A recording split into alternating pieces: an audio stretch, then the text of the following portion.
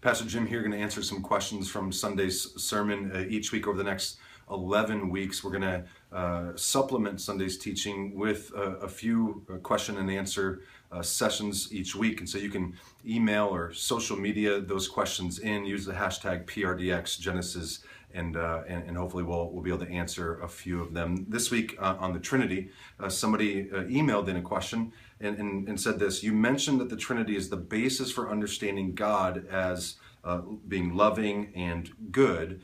And she says, what then about God, other things about God, like his mercy or his grace or his justice? And it's a good question. She's saying, what I'd mentioned was in God's essence, he has always been loving because he was always a loving father to a beloved son. But what about things like, as she asks, God's mercy? There was a time where he wasn't merciful. He didn't need to be merciful. Does that mean that God in his very essence is not merciful? And the answer to that is really that those things are the flip sides or different facets of things that are already inherent within God. So for instance, God's mercy and God's grace are a part of God's love. Ephesians 2 talks about this, one of the great texts of the Bible, Ephesians 2:4. But God, being rich in mercy, because of the great love with which he loved us, even when we were dead in our trespasses, made us alive together with Christ. By grace you have been saved.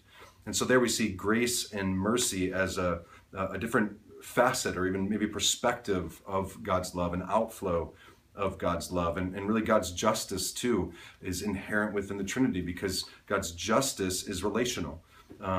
Injustice is anything that's not like how God is within the Trinity in his relationship from a father to a son. And so when we speak of injustice or justice, we're referring back to the character of God within the Trinity. And so that's a great question. The other question that we got in was basically this, and I'll paraphrase: why do we talk mostly about Jesus and not so much about the Spirit or the Father when they're all equal as the triune God? And that's a great question as well. The reason why we talk about Jesus more or emphasize Jesus more is because the Bible does. The Bible tells us to do that.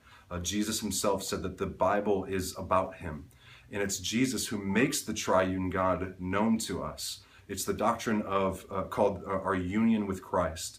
And the wonderful things of Christianity and the truth of the gospel, most of them anyways, fall under that doctrine of our union with Christ, our adoption, our justification, even our sanctification. Because we are in Christ, we have those things. And so Jesus shows us that the Trinity is a loving Father to a beloved Son, and he sends us the Spirit, and God's Spirit is poured out into our hearts as well. And so it's Jesus that makes known the triune God.